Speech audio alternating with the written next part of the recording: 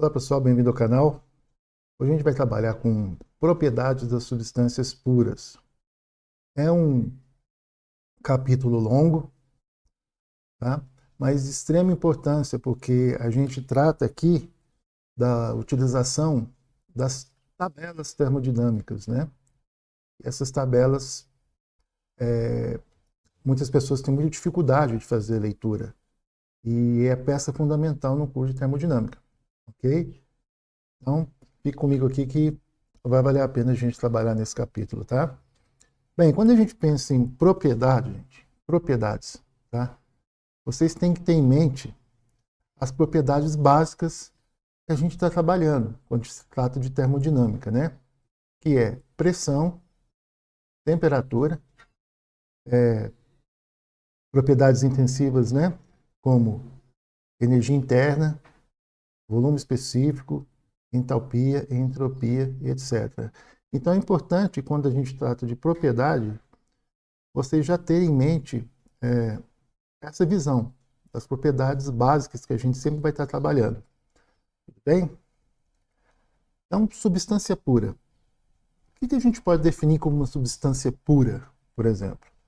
A água é uma substância pura, né? Os refrigerantes R12 e R134A é uma substância pura. Então, a gente pode dizer o seguinte: se nós colocarmos uma substância dentro de um container aqui, de um sistema, né? E retirar uma amostra daqui, uma amostra daqui, uma amostra daqui, todas essas amostras terão a mesma composição química. Se todas as amostras têm a composição química igual de qualquer lugar que você pegue, então a gente diz que essa substância é uma substância pura.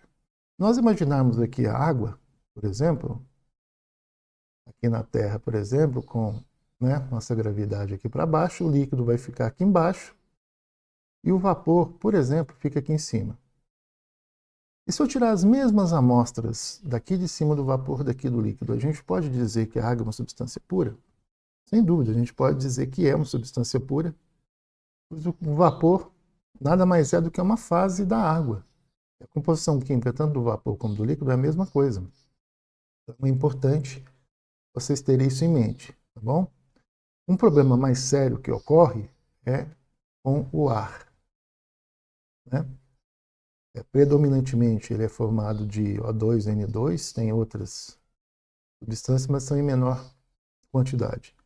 O ar, a temperatura ambiente nosso é 25 graus, 30, e altas temperaturas, o ar também, apesar de ser formado de mais de uma substância, como oxigênio e nitrogênio, ele é considerado uma substância pura. O problema é só quando a gente está trabalhando com condições de muito frio, né? Condições de temperatura extremamente baixas. Porque aí o que vai acontecer, tanto com o O2 como o N2, eles vão condensar, né? E aí a gente sai de uma condição vamos para uma condição mais complicada, né? Principalmente porque nós teremos O2 líquidos e N2 líquidos, né? E a gente não pode afirmar que, né, quando está muito frio, que seja líquido, por exemplo. Então, é um caso mais específico que a gente tem que estudar. Tudo bem? Seguindo. Então, a pergunta é, o ar consiste de uma mistura primária de O2 e N2. Beleza. A 25 graus em ATM, o mesmo pode ser tratado como substância pura? Pode ou não pode, gente? Acabamos de ver que sim, podemos sim tratar o ar como uma substância pura para temperaturas ambientes e temperaturas elevadas. Quando a temperatura está muito fria, a gente não pode tratar. Tudo bem? Seguindo aqui. Fases.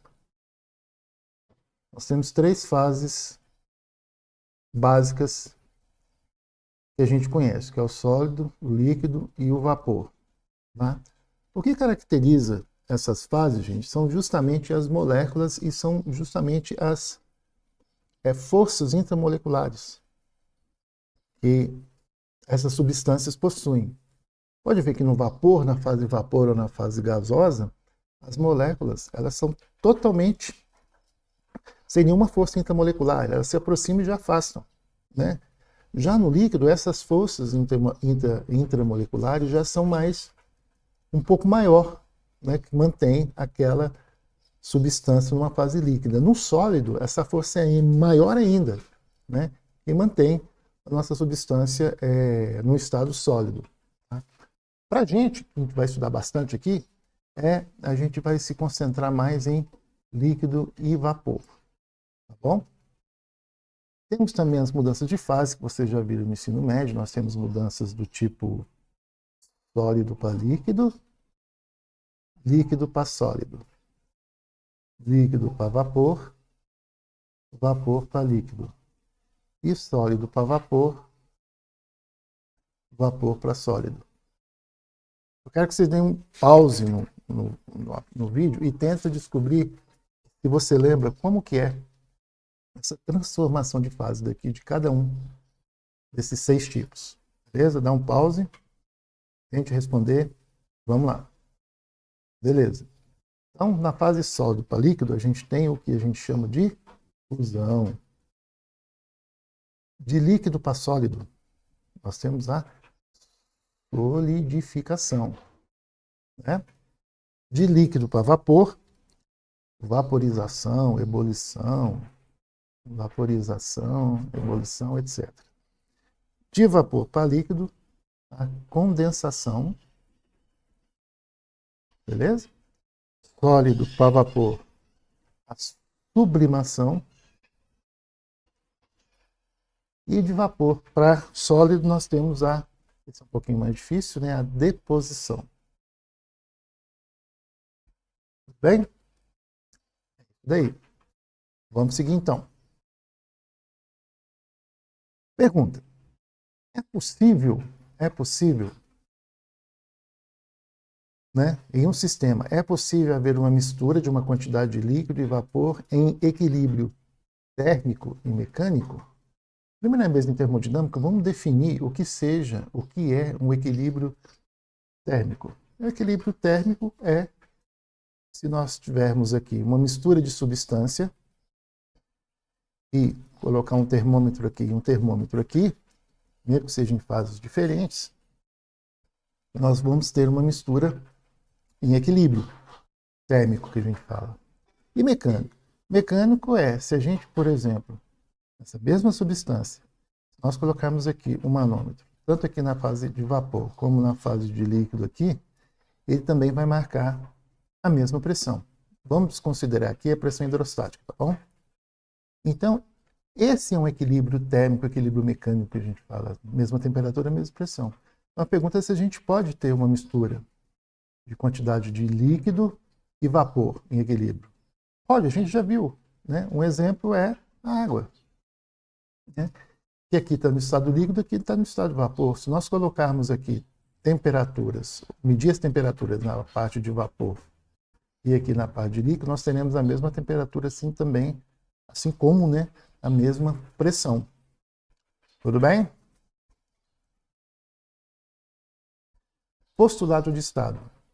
Gente, é um postulado muito importante. A gente viu isso, né? Eu falo viu, eu não gravei ainda, mas nós vamos ver nos capítulos 1 e 2, esse postulado de estado, mas ele é muito importante pelo seguinte: o estado de um sistema compressível simples. O que é o estado compressível simples, gente? É um estado onde os efeitos elétricos, magnéticos, eletromagnéticos, alguma coisa não influi no sistema. Ele é completamente especificado, ou seja, o estado é completamente especificado, e aqui é muito importante, por apenas, gente, por apenas duas propriedades intensivas independentes. Então, por exemplo, se de alguma forma num problema você consegue calcular ou fazer a leitura, por exemplo, da temperatura e do volume específico, você, com essas duas propriedades intensivas, consegue fazer a leitura da pressão ou de qualquer outra propriedade. E pode ser qualquer duas. Tá? Nós temos aqui, né, as propriedades de pressão, temperatura, volume específico, energia interna, entalpia, entropia, que nós vamos ver mais para frente. Então, Assim como a gente pode ler a pressão através da temperatura e volume específico, através da temperatura e do volume específico, nós também conseguimos fazer a leitura da energia interna. Esse postulado é muito importante. Então, apenas com duas, ou a combinação de duas quaisquer propriedades intensivas, a gente consegue fazer a leitura ou cálculo das outras propriedades. Tudo bem?